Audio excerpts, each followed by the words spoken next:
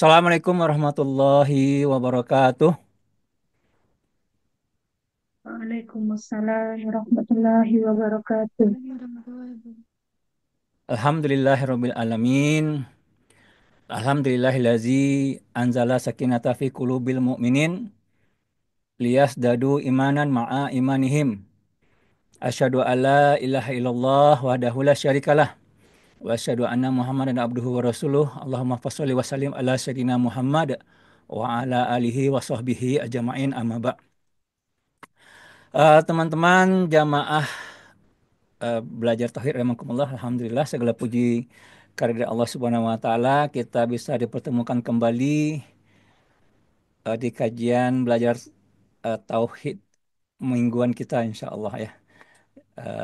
Mohon maaf beberapa minggu ini kurang sehat ya, lebih habis kurban ya. Nah, alhamdulillah kita bisa teruskan insyaallah, mudah kita istiqomah ya. Yang penting itu kembali lagi kita ya, kembali lagi untuk melaksanakan ya kegiatan pengajian kita ini insya Allah. Baik, insya Allah yang akan menjadi topik kita pada malam hari ini adalah tentang ya sebagaimana disampaikan mengenal dan menghadapi orang yang berperilaku toksik, nah, ya kan? Jadi berperilaku toksik. Eh, Nah, ini kenapa kita bahas gitu ya? Karena kita harus melihatnya dari perspektif Islam, karena sekarang ini banyak dibahas dari perspektif psikologi saja gitu ya. Psikologi modern maksudnya. Nah, istilah ini sangat ngetop di tengah-tengah anak muda, terutama generasi Gen Z ya. Bahkan ada yang berani bilang orang tua mereka itu toksik, nah, gitu ya. Nah, tentu ya apapun yang ada di dalam kehidupan ini ya, termasuk dalam masyarakat, ya Islam itu sudah mengatur gitu ya. Makanya kita perlu memahami apa yang mereka maksud tentang eh, toxic people gitu ya. Ya, nah eh, secara psikologi modern gitu ya, itu yang toxic people itu adalah orang-orang yang memberikan pengaruh negatif ya pada lingkungan sosial dan sekitarnya sehingga dia perlu dihindari. Maka ada istilahnya kalau anak muda sekarang itu namanya red flags ya. Red flags mereka bilang ya. Ini tanda-tanda orang toksik nih. Ini harus dijauhi, ini harus diapakan. Ya, laki-laki toksik atau perempuan toksik gitu ya. Nah, ya dan itu jenisnya banyak. Ada yang disebut dengan narsis ya. Ini toxic people yang ya orang-orang toksik yang mementingkan dirinya sendiri gitu ya. Lalu ada yang manipulatif ya, suka mengontrol hal apapun ya. Ada yang penguras energi, ada tukang kritik, ada yang jadi victim ya. Nah, permasalahannya kalau kita lihat ya karena kehidupan ini tidak diatur dengan agama, ini nih kemana-mana perginya. Nah, ini yang perlu kita ini kan. Maka ini perlu kita memahaminya berdasarkan syariat gitu ya. Ada pertanyaan, apakah syariat Islam mengatur masalah ini? Ya pasti ada lah. Nggak ada syariat Islam yang nggak mengatur. Ya. Nah, ya, kenapa perlu kita pahami tentang ini secara syariat? Karena apa? Karena yang namanya karakter atau saksiah atau kepribadian Islam ya itu haruslah sesuai dengan syariat Islam. Nah, karakter yang salah itu akan menghasilkan kepribadian yang salah, termasuk juga dalam bergaul ya. Ketika kita bergaul dengan orang-orang yang katanya toksik tadi ya, maka juga akan mempengaruhi bagaimana akhlak dan keimanan seseorang ya. Nah, kemudian kenapa perlu kita bahas tadi masalah pembentukan karakter? Kita harus tahu bagaimana kepribadian yang benar sesuai dengan syariat Islam dan harus menjauhi kepribadian yang salah sesuai dengan syariat Islam. Ya. Eh, Kenapa? Ya, karena memang ada yang salah paham bahwasanya orang Islam itu tidak membeda-bedakan manusia. Ada yang bilang manusia itu sama di hadapan Allah gitu ya.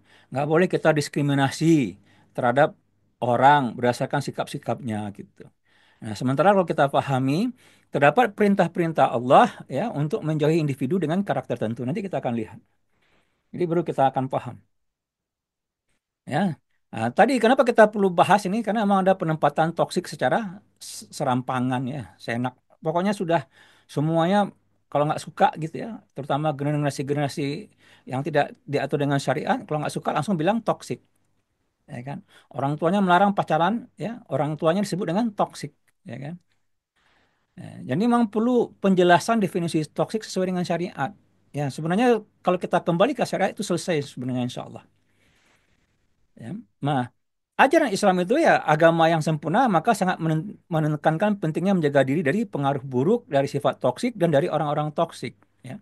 Nah, ini sebenarnya ya, fenomena yang sekarang disebut dengan toxic people atau red flags dalam pertemanan, ya itu sebenarnya telah dibahas dalam Islam sejak 14 abad yang lalu. Nah, dan ini memang perlu kita cermati karena ada dampak sosialnya, ya, yang merugikan bahkan berbahaya, nanti kita akan lihat, ya. Nah, tujuannya apa? Agar memahami panduan agama, agar kita bisa selektif dalam bergaul. Tujuannya untuk menjaga keimanan, kesehatan mental. Ya, waktu kita ini terbatas, energi kita terbatas, ya, jangan kita fokus kepada orang-orang yang akan menghabiskan energi kita, bahkan merusak keimanan kita. Nah, ini juga saya tambahkan di sini panduan bagi pengemban dakwah, ya, untuk memahami mana individu yang bisa diteruskan dakwahnya, mana yang tidak. Oke. Nah, teman-teman rahimakumullah, ya, berbicara tentang toksik, ya, di dalam Islam itu landasannya ini sebenarnya cukup ini, ya. Ya, kalau di dalam Islam nanti kita akan lihat di awal-awal dari psikologi modern, lalu nanti kita akan lihat bagaimana solusinya, kenapa itu terjadi. Dalam Islam dikatakan bahwasanya sebagaimana firman Allah dalam surat Al-Jasiyah ayat 23, Allah SWT berfirman, "Afara'aita man ittakhadha ilahahu hawahu." Ya. Maka pernahkah kamu melihat orang-orang yang menjadikan hawa nafsunya sebagai tuhannya? Wa adallahullah alal ilmin. Dan Allah membiarkannya sesat berdasarkan ilmunya. Jadi kada orang yang toksik itu sebenarnya ya orang yang tidak mengikuti syariat, ya, yang tidak menyandarkan pemikirannya, tingkah lakunya pada syariat. Itu aja sebenarnya kalau kita melihat yang namanya toksik. Ya, tapi dalam psikologi modern kan tidak ada halal dan haram, ya. Saya dulu ketika kuliah ada orang psikologi itu bicara kayak gini nih. Psikologi nggak boleh bawa agama katanya. Ya, tapi itu kan jadi bias juga, ya, bahkan menjadi kelewatan ya dalam menentukannya. Tapi nggak ada masalah, ya. Kelebihan psikologi itu dia bisa mengidentifikasi, ya. Tapi dalam Islam tuh punya solusinya semua. Nah, ini kenapa saya sampaikan? Ya, silahkanlah nanti dikritik, ya, ya nggak bisa nih Islam menyelesaikan, ya. Tapi saya pribadi melihat Islam bisa menyelesaikan. Nanti kita akan bahas bagaimana Islam menyelesaikan ini. Kenapa ini terjadi? Islam tuh bisa memberi tahu. Ya, kalau dalam psikologi itu malah malah dikatakan ini genetik dan segala macamnya. Ya, termasuk perilaku yang menyimpang, mohon maaf, secara seksual gitu, ya, ada menentukannya sebagai genetik. Nah, itulah kesalahannya, ya, kalau tidak dengan agama. Nah, kalau kita lihat, ya, ada, ya, secara psikologi modern, ya, itu ada tiga golongan gangguan kepribadian. Ada yang klaster A, klaster B, klaster C, ya. Ini nggak perlu kita bahas, ini sekedar memberitahu saja. Lalu dibagi-bagi lagi, ya. Jadi ada yang paranoid gitu, ya, ada yang antisosial, ya, ada yang narsistik, ya, dan seterusnya. Nah, yang mungkin kita bahas dua tuh, mungkin yang sering kita kenal tuh yang disebut dengan psikopat, ya, psikopat, ya, psikopat. Eh, ini orang yang istilahnya sangat manipulatif, awalnya menarik, ya, tapi seiring waktu bisa menyadari mereka tak seistimewa yang terlihat, ya, lalu harus diikuti keinginannya dengan cara apa? Dengan manipulasi, ya, situasi demi keuntungan pribadi. Lalu dia sebenarnya kesulitan berhubungan secara permanen dan kadang-kadang cenderung tertutup. Jadi kalau ada orang suka menyendiri-menyendiri gitu, ya, ya bisa ada kemungkinan psikopatnya, psikopatisnya gitu. Nggak mau dia bergaul, ya. Nah, ini, ya, pelaku kejahatan itu, ya, secara psikologi itu sering terdiagnosis menghadapi apa mengidap psikopat, ya. Banyak ciri-cirinya ini berdasarkan psikologi, ya. Ya, nggak punya empati, ya, tidak mampu membedakan benar-benar dan salah, seperti ini. Mari kita lihat, eh, ya, saya sambil ini, ya, karena saya ada tamu, kita sambil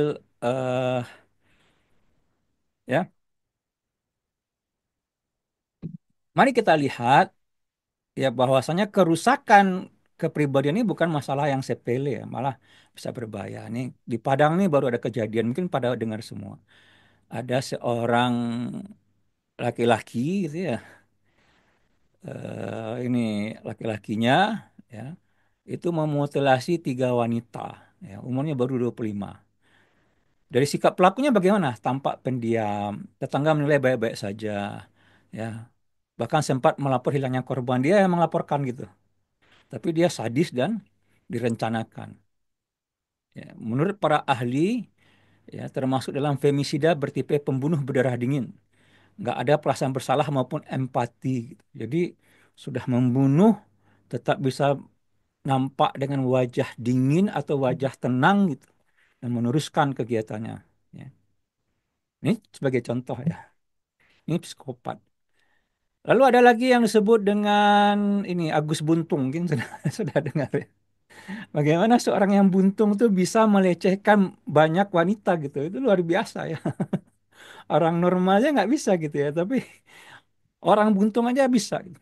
Kenapa gitu ya? Karena dia ini ya mampu memanipulasi ya. Dan dia nggak punya empati dia terhadap korban-korbannya gitu. Ya, bayangkanlah seorang wanita kalau sudah dilecehkan kan berarti kehormatannya hilang ya. Dan itu pengaruhnya bertahun-tahun sampai mungkin sampai dia tua gitu ya. Nah, pelakunya bagaimana gitu? Pendiam, tampak lemah ya, tapi secara berbicara sangat manipulatif ya. Mampu dia menimbulkan rasa bersalah ya atau membangkitkan simpati dia kepada orang lain. Ini sebagai contoh nih, kenapa sekarang ini penting kita memahami yang toksik-toksik ini karena benar-benar berbahaya ya. Dan memang perlu kita sebenarnya melihat yang red flag-nya itu yang mana saja gitu. Ini juga ada mantan polisi ya dan pembunuh berantai dia. Membunuh 7 orang ya, lalu membuang jenazahnya. Itu bayangkan sampai 5 tahun nggak ketahuan. Tampil profesional dan berwibawa sebagai anggota polisi, namun bertindak dingin tanpa rasa bersalah ya, dan membunuh karena motif pribadi. Ya. Nah, bisa mengelabui keluarga korban, bukan mengakui bukan salah dari dirinya gitu ya. Nah, ini yang terjadi di masyarakat. Ini yang psikopat ya. Ini dua aja yang kita ini kan. Lalu ada yang narsis ya. Jadi ini yang banyak dikenal ya. Ada NPD. NPD, Narcissistic Personality Disorder. Ini yang banyak yang narsis ya. Kalau alam bisawab ya kita bagaimana bahkan mungkin di antara yang memimpin negeri ini mungkin kayak gini walau alam bisawab ya. Ya. Merasa apa paling unik, merasa istimewa ya pengen diperlakukan secara spesial, menilai diri sendiri lebih tinggi dibandingkan orang lain ya. Haus validasi dan persetujuan orang lain, tidak mampu meraba rasa atau menyadari perasaan atau kebutuhan orang lain gitu ya. Memiliki kebutuhan untuk selalu dipuji atau dikagumi, yang melebih-lebihkan pencapaian dan bakat dirinya dan menganggap perilakunya wajar di mata orang lain. Nah, ini bakalan ketemu ya kalau kita dakwah apalagi kita sudah tua nih ketemu. Saya ketemu ada orang yang terus terang aja bilang, Pak, saya ini nggak mau mengalah sama orang lain, jangankan mengalah eh, apa sama aja saya nggak mau ya. Pak, saya ini ya suka melihat orang susah, susah melihat orang senang gitu. Dia mengakui kayak gitu. Itu ada narsisnya kalau kayak gitu tuh ya. Dia sendiri mengakui seperti itu coba bayangkan. Jadi ini. Dan teman-teman rahimakumullah, yang kayak gini ini banyak sekarang di masyarakat ya. Banyak kelihatan di tengah masyarakat kita. Ya, kenapa ini bisa terjadi? Kenapa kita bisa bilang banyak ya? Kan kita bisa lihat sendiri di sosial media ya. Sosial media itu malah memfasilitasi individu-individu yang narsis ini malah. Ya, individu-individu yang narsis. Nah, kenapa ini banyak terjadi? Mari kita pahami. Di dalam Islam, ya, yang namanya kepribadian tersebut itu terdiri dari dua. Yang pertama itu adalah akliyah Islam, yang kedua adalah nafsiyah Islam. Nah, seseorang tersebut akan mempunyai saksiyah Islam atau kepribadian Islam apabila dia akliyahnya Islam dan nafsiyahnya juga Islam. Apa itu akliyah? Bahwasanya pola pikir ya, pola pikir semua pola pikirnya disandarkan kepada Islam ya. Yang mana dia tuh memahami Islam ya. Lalu bagaimana dia berpikir dilandaskan kepada aturan Islam, maka dia akan mempunyai akliyah Islam. Kemudian yang disebut dengan nafsiyah Islam adalah pola tingkah laku atau behavior ya, yang sini bagaimana thinkingnya, yang satu lagi behaviornya.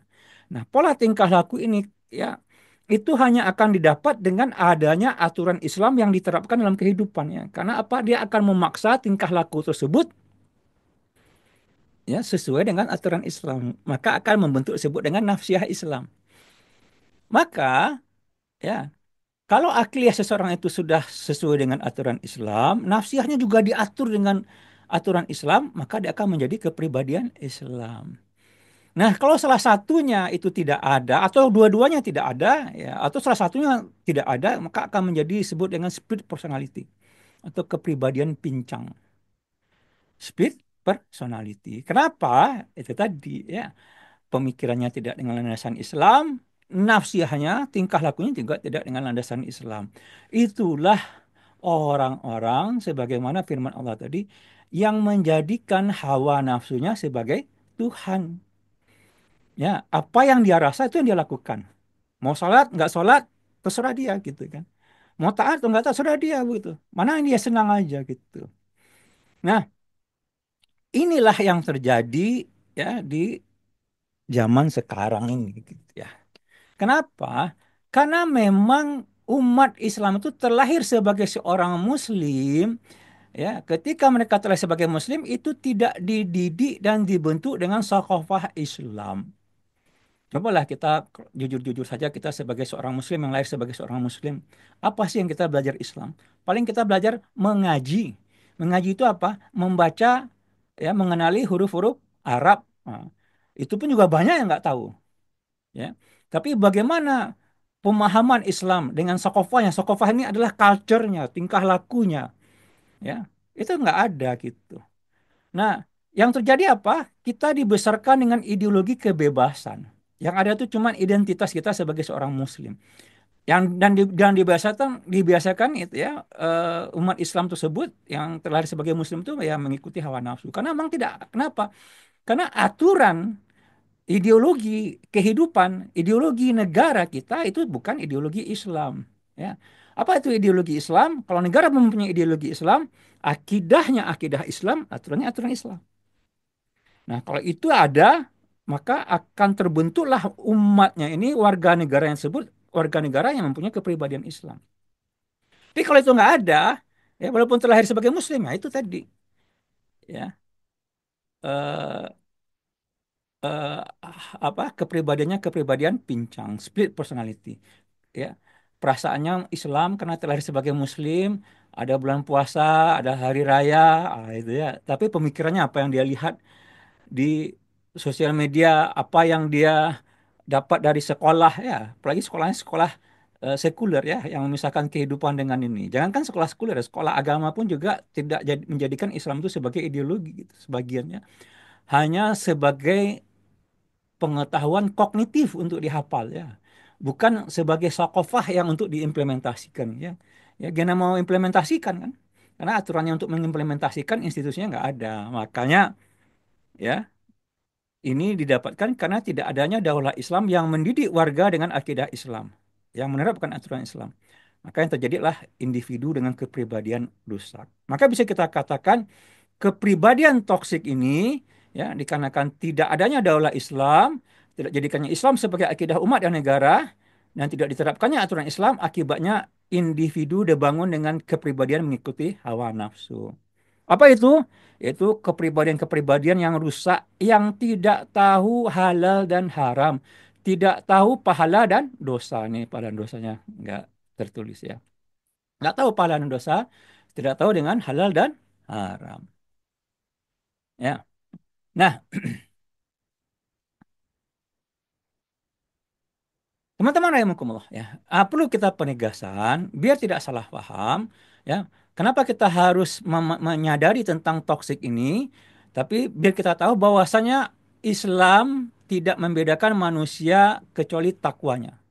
Jadi sebenarnya semua ini sama di hadapan Allah, tapi nanti ada perbedaan takwa.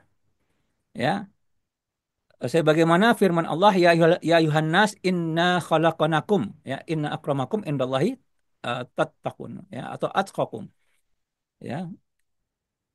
Bahwasanya Allah menciptakan laki-laki dan perempuan yang paling mulia adalah orang yang bertakwa. Nah, dalam hadis lain Rasulullah bersabda, "Laisa li'arabi fadlun ala ajami ya. Tidak ada kelebihan orang Arab atas non Arab illa bit takwa kecuali takwanya. Jadi sebenarnya semua manusia itu ya sama kecuali takwanya. Nah, dakwah itu perlu buat semua manusia. Jadi kita perlu mendakwahkan semua orang. Dakwahkan, dakwahkan, dakwahkan. Karena sebagaimana sabda Rasulullah, ad-dinu nasihah ya. Agama itu adalah nasihat ya. Maka para sahabat bertanya, liman ya Rasulullah? Rasulullah menyiapkan lillahi wali kitabihi wali rasulih wali a'immatil muslimin ya wa ammatihim ya dan umatnya ya untuk para pemimpin kaum muslimin dan seluruh kaum muslimin ya. Jadi dakwah itu perlu ke semua orang. Tetapi ketika kita sudah berdakwah, ketika kita sudah mengenal orang, tidak semua manusia harus didekati. Ya, nggak harus semua manusia harus didekati. Ada perintah-perintah Allah untuk menjauhi individu dengan kepribadian tertentu. Ada perintah-perintah Allah bagaimana cara menghadapi manusia-manusia tertentu ini yang harus kita pahami. Ya, makanya tidak semua orang dijadikan teman akrab karena memang tidak akan bisa. Ya, lalu tidak semua orang juga untuk terus didakwahi kan ada orang yang mudah-mudahan dia akan mendapatkan hidayah Allah. Ya tidak semua orang terus didakwahi. Karena apa? Karena energi kita terbatas, ya, waktu kita terbatas, maka kita fokus kepada orang-orang yang mau menerima hidayah Allah Ta'ala. Lalu apa yang perlu klarifikasi? Penempatan istilah toksik harus sesuai dengan syariat. Ya, bahwasanya penempatan baik buruk, terpuji dan tercela tidak bisa berdasarkan keinginan manusia atau pendapat manusia. Ya, penempatan istilah toksik harus berdasarkan baik buruk, terpuji dan tercela sebagaimana yang dinyatakan oleh syariat. Karena apa yang terjadi sekarang ini setiap orang seenaknya saja menyatakan toksik. Orang tuanya menyuruhnya sholat toksik, suaminya menyuruhnya memakai eh, kerudung dan jilbab dibilang toksik ya orang tuanya melarang anaknya pacaran dibilang toksik kayak gitu tuh nauzubillah wasma nauzubillah maka ini harus jelas ya memang ada toksik dalam ada ya nah mari kita lihat ya perintah ya Allah untuk menjauhi individu tertentu jadi ada banyak lama ini banyak lagi nih wa'arid kata-kata wa'arid itu tinggalkan itu banyak yang ya ini contoh-contoh ya nanti kita akan bahas satu persatu Allah SWT berfirman ya dalam surah Al-A'raf 199, A'udzubillahi minasyaitonirrajim, khuzil afwa wa'mur bil urfi wa'arid anil jahilin. Jadilah pemaaf dan suruhlah orang-orang yang mengerjakan ma'ruf serta tinggalkanlah orang-orang yang bodoh. Ya. Dalam surat Al-Hijr 94 Allah SWT berfirman fasda bima tu'mar wa'arid anil musyrikin. Sampaikanlah secara terang-terangan ya dan berpalinglah dari orang-orang musyrik. Jadi ada perintah meninggalkan atau berpaling wa'arid ya. Nah, di sini juga wa iza ra'aital ladzina yakhuduna fi ayatina fa'arid anhum. Dan apabila kamu melihat orang-orang yang memperolok-olok ayat-ayat kami, maka tinggalkanlah mereka. Nah, ini tentang orang-orang munafik nanti kita akan bahas ya. Fala tuti'il munafikina wajahidhum ya. Ini ada cara menghadapi orang munafik ya. Jadi janganlah kamu mengikuti orang munafik wajahidhum dan berjihadlah terhadap mereka. Jadi ada konflik kita dengan orang-orang munafik ya. Wajahidhum bihi jihadan kabira ya. Berjihadlah terhadap mereka dengan Al-Quran. Dengan jihad yang besar. Jadi kalau orang munafik itu Bapak, Ibu-Ibu rahimakumullah ya, itu memang harus kita sampaikan ayat-ayat Al-Quran kepada mereka. Ya, nanti kita akan bahas ya bagaimana di dalam Islam ya orang-orang yang toksik tadi. Nah, Jadi memang kita harus mengidentifikasi ya sifat-sifat toksik ya Islam sudah menentukan dan kita tidak boleh berteman dengan mereka atau maksudnya temannya sebatas say hi saja ya. Karena apa? Sebagaimana sabda Rasulullah SAW, ar-rajulu ala dini khalilih. Ya, seorang itu tergantung pada agama teman dekatnya. Ya, falyanzur ahadukum man yukhalil. Ya, oleh karena itu hendaklah kalian memperhatikan siapa yang jadikan teman. Nah, ini peringatan yang jelas ya. Kalau teman itu salah, itu dapat menjerumuskan. Sementara teman yang baik akan mengangkat derajat kita. Nah, dalam kitab Mimul Qoimah itu banyak ya sifat-sifat yang harus dijauhi. Cuman kita akan bahas 6 saja. Ya, sifat-sifat red flags. Nanti akan ditambah dengan yang di psikologi ini masuk di mana gitu. Jadi kita ambil dari Al-Quran, lalu kita lihat di psikologi itu bagaimana. Nah, sebagaimana yang tadi disampaikan, ya solusinya tetap dengan syariat Islam ya. Jadi bagaimana kita merubahnya itu, kalau kita secara pribadi mempunyai sifat tersebut, eh, sembuhnya atau obatnya hanyalah dengan syariat atau dengan Al-Quran kata orang-orang. Jadi Al-Quran itu obat itu ya, obat penyakit hati itu ya menyembuhkan semua ini. Yang pertama, ya ada orang bodoh atau jahil, ya ada orang fasik, ada orang munafik, ada orang sombong, ada orang hasad, ada yang perusak ukhuwah. Nah, orang bodoh, ya tadi kita sudah bicara orang bodoh ya. Tadi sudah kita bacakan ya, ada perintah ya ketika kita eh, bertemu dengan orang bodoh, kita jadi pemaaf, ya. Lalu kita suruh dia mengerjakan yang baik, lalu apa? Wa'arid anil jahilin, nggak kita layani gitu. Nah, apa dimaksud bodoh di sini? Ya, yang maksud di bodoh di sini, sebagaimana sabda Rasulullah SAW, yaitu wa ahmaku ya. Jadi kalau orang pintar tuh rojulun hakim, orang yang bijak itu ya yuhassinu, dia mengenal dirinya, lalu dia yuhasin berbuat baik, ya, ma'rifatah nafsihi, mengendalikan nafs, syahwat dan akalnya. Jadi orang yang bijak, orang yang cerdas itu mengendalikan hawa nafsunya. Paham dia akibatnya. Tapi orang yang bodoh, ya, wa ahmaku yutulikul nafsah, mengikuti atau membiarkannya menurut hawa nafsu, ala hawahu, ya, dia itu fayat lub ma yat ya tagi wallahu a'lam ya, dia mengikuti keinginannya walau walau tak tentu baik atau buruk dan hanya Allah yang mengetahui, jadi nggak peduli dia dengan masalah syariat ya.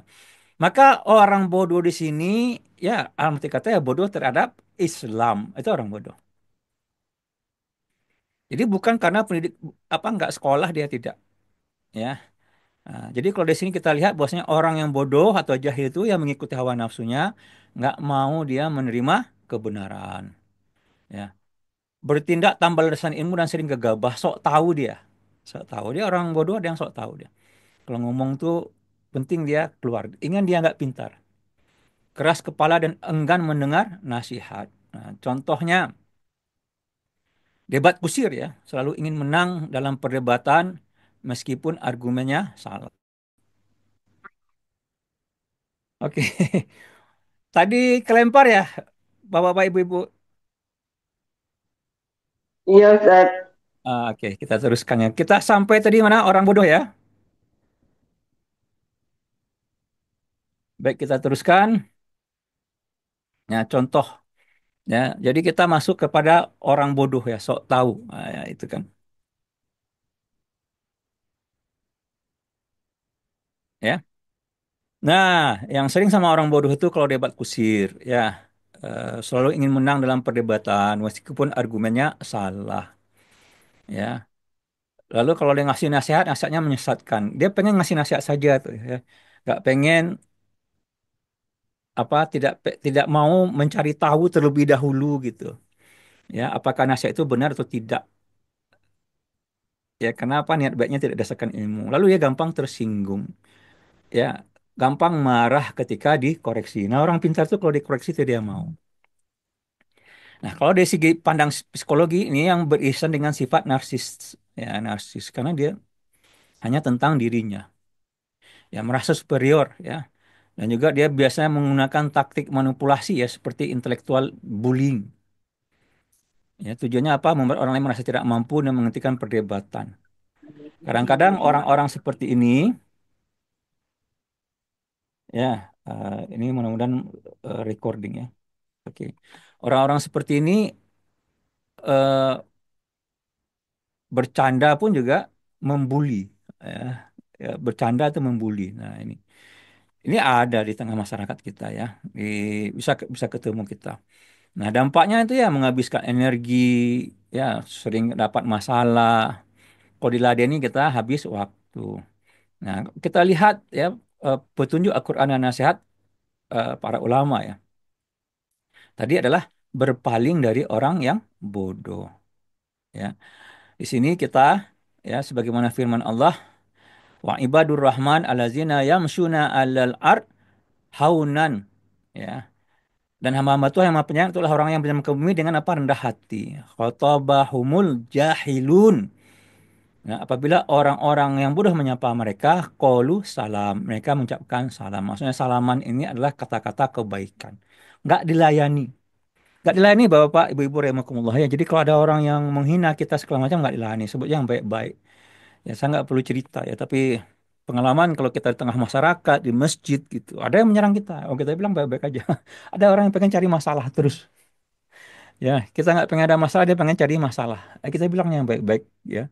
Kita selesaikan. Semua sudah dilaksanakan dengan baik. Ya, alhamdulillah berjalan dengan lancar. Misalnya seperti itu ya.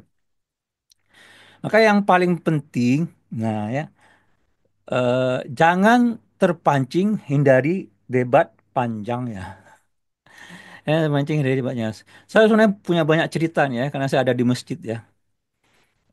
Tapi nggak perlu saya ceritakan lah. Bapak-bapak, ibu-ibu mungkin sudah kalau yang aktif di masyarakat itu akan ketemu. Ya. Eh, Kemarin saya sebagai ketua kurban ya, laksanakan dengan baik. Lalu ada yang pelaksananya itu ada kurangnya gitu. Lalu saya kritik gitu ya. Lalu dia ribut. Saya bilang saya cuma ngasih tahu kalau ini kekurangan di sana. Nah, ya. Tapi saya nggak akan permasalahkan. Nah, sama dia nggak selesai-selesai gitu. Saya bilang insya Allah sudah dimaafkan semua. Ya. Nah, yang paling penting apa? Kebenaran itu satu kali dengan singkat. Sampaikan aja sekali. Pup. Ya. Yang kemarin itu ya ya kita janjinya itu ya orangnya akan mendatangkan sapi dengan berat segini tapi datangnya yang kecil. Tentu saya sebagai ketua ini pelaksana protes, wajar aja kan protes karena kita bayarnya mahal. Ya, tapi ya bagi yang melaksanakannya itu langsung berprasangka bahwasanya saya memfitnah dianya dapat apa sogokan dari tukang sapi segala macam. Sementara nggak pernah satu pun kita mengeluarkan pernyataan itu. Oke. Oleh itu ya paling apa sampaikan sekali udah selesai karena itu penting kita sampaikan jangan sampai kita apa watahtumul haqqa ya menyembunyikan kebenaran itu jangan nggak boleh kita itu nggak bagus sampaikan aja gitu walaupun memang nanti resikonya orang-orang bodoh itu protes ya satu wa'arid anil jahilin jangan diladeni balasannya biarin saja ya nah itu cara yang terbaik dan itu memang susah ya. Yang kedua, Bapak Ibu Rahimakumullah itu caranya tadi ya. Yang kedua ada orang fasik ya. Orang fasik itu apa? Orang yang berbuat dosa, maksiat dan terang-terangan tidak takut kepada Allah. Ya. Jadi sebagaimana hadis Rasulullah ya, ada yang sebut dengan al-muhajir, al-mujahir ya. Mujahir ini dia berbuat maksiat di malam hari, lalu Allah telah menutupi maksiatnya tersebut, tapi pagi harinya dia beritahu kepada orang-orang. Ini aku melakukan ini. Itu muhajir. Nah, ini adalah orang yang berbuat maksiat secara terbuka, bangga dia, ya. Eh, yang bahkan kalau kita lihat ya perkataannya pun juga arahnya kepada yang negatif. Ini harus eh, dijauhi ya. Kalau dalam hukum Islam orang yang berbuat fasik ini diberikan hukuman, ya. Artinya apa? Ini adalah orang yang keluar dari ketaatan. Yang sekarang ini nggak ada yang menghentikan orang yang keluar dari ketaatan. Banyak orang nggak taat dibiarkan saja karena apa? Karena memang aturan Islam tidak diterapkan. Nah, di dalam eh, pandangan psikologis ini disebut dengan antisocial personality disorder. Ini yang jadi psikopat juga ya, orang yang berbuat kejahatan, ya, ya, berbuat kejahatan. Itu yang tadi ya. Eh, ya, contohnya ya mengajak ke tempat maksiat, bangga dengan perbuatan dosanya, meremehkan orang yang taat, ya, ya, mudah terprovokasi, nggak ada penyesalan sama sekali gitu ya. Ini contoh perilaku orang-orang yang fasik. Jadi orang fasik itu ya bangga dengan maksiat. Nah, di dalam Islam ada, nah ini yang banyak kita tuh nggak paham, ada perintah untuk nggak berteman dengan orang-orang seperti itu, ya, seperti itu ya. Nah, sebagaimana sabda Rasulullah SAW, la tusahib ila mu'minan. Janganlah berteman kecuali dengan orang mukmin. Wala ya'kul ta'amaka illa taqi. Dan jangan ada yang memakan makananmu kecuali orang yang bertakwa. Ya. Dalam firman Allah dalam surat Al-Kahfi ayat 28, Allah SWT berfirman, wala tuti' man aghfalna qalbahu an zikrina, ya, wattaba'a hawahu. Dan janganlah kamu mengikuti orang-orang yang hatinya telah kami lalaikan dari mengingat kami serta menuruti hawa nafsunya. Jadi gak boleh kita berteman dengan orang yang berbuat maksiat. Ya, teman saya suka minum. Zaman sekarang tuh kayak gitu, temannya suka minum segala macam, jadikan juga teman. Jadi harus batasi pergaulan. Ya, atau yang lain-lainnya yang bermaksiat ya. Yang paling jelek itu ya suka pacaran segala macam. Jadi teman cerita ya. Saya dulu pernah ketemu teman lama. Ceritanya nauzubillah ya, ketemu ya di sekolah gitu. Kebetulan sekolah saya yang satu lagi ya, bukan yang saya SMA satu Padang. Ya, ceritanya tuh nauzubillah ya. Itu jadi malas saya berteman lagi gitu. Karena ceritanya nauzubillah ya, entah apa-apa. Ya, Bapak Ibu Remankum. Itu dulu ya, mungkin belasan tahun yang lalu ya kan. Kita ini sudah tua pada tua sekarang. Kalau ada yang sudah tetua kita ini juga ceritanya nauzubillah ya, jauhi aja lagi. Kita ini ya walau alam bisawab ya, tapi seumur-umur kita ini berat untuk mendapatkan hidayah ya, sudah berkarat. Nauzubillah. Berikutnya adalah orang munafik ya, orang-orang munafik ya. Apa tuh orang munafik? Orang yang bermuka dua. Di luarnya menampakkan keislaman, namun hatinya menyimpan kebencian dan niat buruk. Ini khusus benci terhadap Islam ya. Ada penyakit di dalam hati. Ya, ini sebagaimana surah Al-Baqarah ya wa minan nasi may yaqulu amanna billahi wal yaumil akhir wa ma hum bimumin. Ada orang yang menyatakan dia itu beriman kepada Allah dan hari akhir tapi dia nggak beriman. Ya. Fi qulubihim maradun. Nah, dalam hatinya itu ada penyakit. Nah, itu ada penyakit dalam hatinya. Itu orang-orang munafik. Orang munafik ini gampang untuk melihat ciri-cirinya.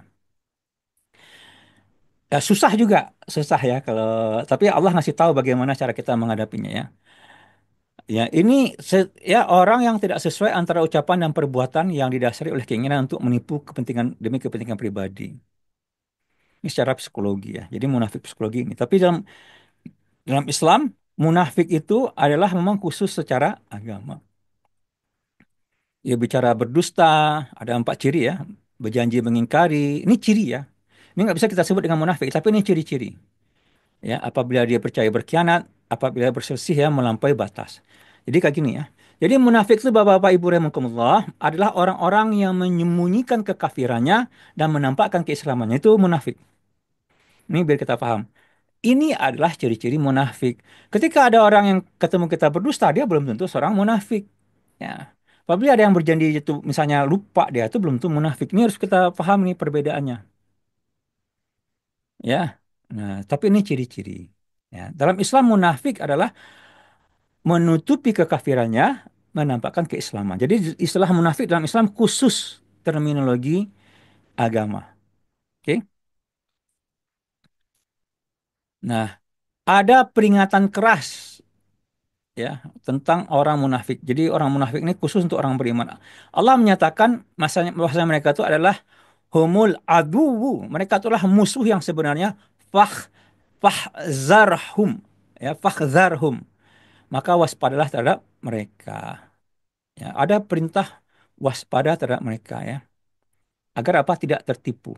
Dalam surah Al-Baqarah itu kan diceritakan tentang orang yang bertakwa itu 4 ayat, orang kafir cukup 2 ayat, orang munafik itu 13 ayat. Ya, awal-awal Al-Baqarah ya, itu silakan dilihat. Begitu Allah memberitahu bagaimana sifatnya orang munafik. Ya, cara menghadapi mereka, ya, ciri-ciri mereka tuh kayak gini nih. Ya, wa iza qila lahum ta'alu ila ma anzalallah wa ila rasul ra'aital munafiqina yasudduna anka sududa. Nah, ya, jadi ciri-ciri orang munafik ini ya, kalau kita ajak dia, mari kita terapkan syariat Islam. Ya, mari kita terapkan apa yang diperintahkan oleh Allah Rasulnya, maka ciri-ciri mereka, mereka akan menghalangi manusia dengan sekuat-kuatnya dari mendekati kamu. Nah, itu ciri-ciri orang munafik. Nah, di sini juga ada dikasih tahu cara menghadapi mereka. Berpalinglah dari mereka, jangan ya. Karena mereka tuh akan datang terus kepada kita tuh. Ya, karena kenapa? Karena mereka tuh menampakkan keislamannya. Maka mereka akan terus datang kepada orang beriman itu. Tujuannya apa? Cari-cari informasi, ya, bagaimana untuk menjatuhkan. Itu red flag banget itu. Ya, lalu berilah mereka pelajaran, nanti kita akan pahami dan katakanlah kepada mereka perkataan yang berbekas pada jiwa mereka. Nah, ya, maka kalau orang munafik ini jangan dikasih kepercayaan dia. Lalu setiap dia omongannya diverifikasi informasinya. Lalu di perkataan bekas itu dinasihati ya, didakwahi ya, yang menusuk dalam hati mereka, dinasihati dengan apa? Dengan Al-Qur'an ya. Kan dengan fanzahu bihi ya, apa? Maka beri peringatan dengan Al-Qur'an. Lalu jaga jarak aman gitu ya. Jangan dikasih semua informasi kita kepada mereka gitu. Nah, teman-teman rahimakumullah ya, jangan kasih tahu aib kita kepada orang lain gitu. Karena bagi orang munafik, aib kita itu bisa jadi senjata bagi mereka untuk memfitnah kita, untuk menjatuhkan kita itu bagi orang-orang yang munafik. Yang keempat, ya ini orang-orang yang sombong. Nah, apa tuh orang-orang yang sombong? Nah, kata kata Rasulullah ya, beliau bersabda la yadkhulul jannah man kana fi qalbihi misqalu dzarratin min kibrin. Ya, tidak akan masuk surga orang yang dalam hatinya terdapat sebesar biji zarah kesombongan. Ya, lalu ada yang bertanya, "Ya Rasulullah, bagaimana kalau suka pakaian bagus dan sandalnya bagus?" Maka Rasulullah menyatakan bahwasanya Allah itu menyukai keindahan. Ya. Yang namanya al-kibru batarul haq wa gomtun nas. Al-kibru tersebut menolak kebenaran dan meremehkan manusia. Nah, ini itu dua sifat orang sombong. Nah, secara psikologi ini yang disebut dengan narsis. Narsis paling benar tadi saya bilang ya. Saya ketemu orang, saya nggak mau kalah saya. Ya, kalau berdebat tuh saya harus menang. Jangankan mau menang, podo aja saya nggak mau katanya. La haula wala quwata illa billah. Ada orang kayak gitu, belak-belakan nggak gitu. Dan tuh ketika ada masalah, emang nggak mau ini. Nah, ini yang disebut dengan gangguan kepribadian narsistik NPD ya, secara psikologi. Ya, nah ini ciri pelakunya secara psikologi ya, hidup dalam dunia fantasi, kurangnya empati, entitled, ya, dan suka mengeksploitasi orang lain, ya, orang lain yang sudah kerja untuk pekerjaan dia dan segala macamnya. Nah, bagaimana cara menghadapinya? Ya, ya, ini orang-orang yang sombong ini ya, karena ada di tengah masyarakat ya tetap berkomunikasi kita dengan mereka. Ya, kasih masukan melalui pihak ketiga. Ya, ya, lalu kita jangan biarkan sikapnya membuat kita minder. Ya, didengarkan saja. Tapi biasanya nanti kalau dia kena batunya dia akan ya hilang kesombongannya. Walau alam bisawab ya. Yang kelima ya, tadi ada enam ya, smos ya, dengki ya. Ya, tidak senang ya. Jadi si hasad dengki itu adalah sifat iri hati yang membuat seorang tidak senang melihat orang lain mendapat nikmat. Lalu pengen agar nikmat tersebut lenyap dari orang tersebut. Ya, ini yang disebut smos ya. Senang melihat orang susah, susah melihat orang lain senang. Ya. Nah, ini bisa menjadi mekanisme ya, di sini juga bagian dari narsis ya. Narsis tadi ya. Karena dia paling tinggi. Kalau ada orang lebih itu dia nggak senang. Dan juga ini merupakan ciri-ciri seorang munafik. Ya. Kalau kita dapat kebaikan, dia kesan nggak senang. Ada aja jelek kita di depan dia. Ya, cari-carinya kesalahan kita, ya kan? eh Misalkan gitu ya, kalau ketemu gitu ya, ya tambah gapuk saja mah, misalnya kayak gitu. Cari cari yang ada masalah gitu. Kalau kita kurus, nggak makan-makan selama ini gitu. Ya, jadi apa? Sementara Rasulullah menyatakan kalau nggak bisa kita berkata yang baik, bagusnya kita diam ya. Lalu suka menyebarkan gosip ya.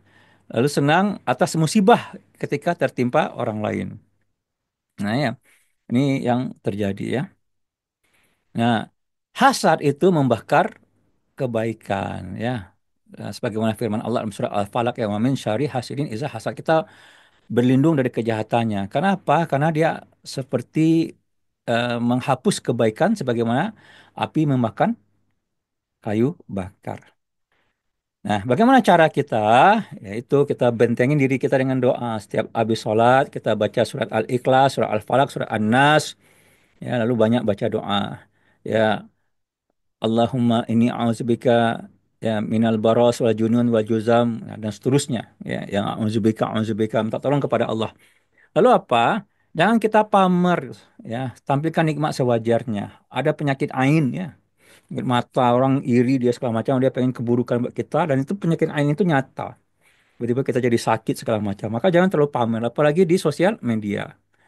Ya, bagusnya pamer dakwah sajalah. Ya, nggak ada orang yang mau iri sama dakwah orang lain. Tapi pamer harta, pamer anak, segala macam gitu. Orang-orang kan pengen nampak yang kebaikan-kebaikan saja. Jangan konfrontasi langsung ya. Lalu kita bersabar. Ya, tunjukkan akhlak baik kita kepada mereka. Nah, yang terakhir ya teman-teman rahimakumullah, itu para perusak ukhuwah, pengadu domba atau namimah ya. Orang yang kalau ada satu berita diberitakannya orang lain. Suka sampai menyampaikan ya, kalau orang Minang teh, yalah sampai menyampaikan. Dia sampaikan kepada satu orang, disampaikannya kepada orang lain. Nah, ini ada ancaman bagi para pengadu domba. Ya, dilarang kita secara tegas mengikuti mereka. Sebagaimana firman Allah, wala tuti' kulla halafin mahin ya. Dan janganlah kamu ikuti siapa yang banyak mencela ya, hamazin masya'in binamin, yang kian menghambur fitnah adu domba. Makanya ada sabda Rasulullah, nggak akan masuk surga orang yang suka mengadu domba. Dan memang ada orang yang suka mengadu domba. Senang dia, ya secara psikologi gitu ya. Di kampung tuh ada yang suka kesini kesini kesini menfitnah menfitnah ngadu domba. Ya, bagaimana caranya? Maka tadi ya, kalau ada orang yang membawa berita, orang fasik yang membawa berita, maka periksalah dengan teliti.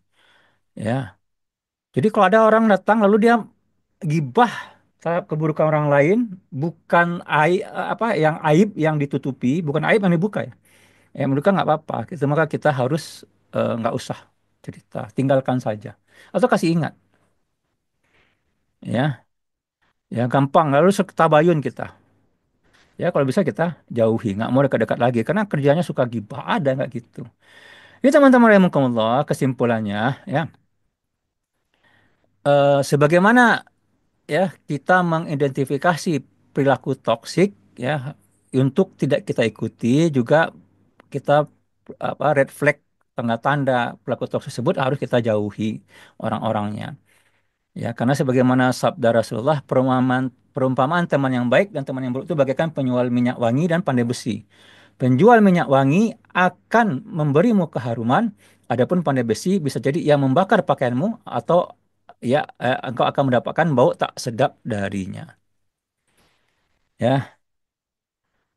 Nah, sebagai penutup ya, tadi kita sudah berbicara, menjauhi orang perilaku negatif bukanlah tindakan kebencian atau kesombongan.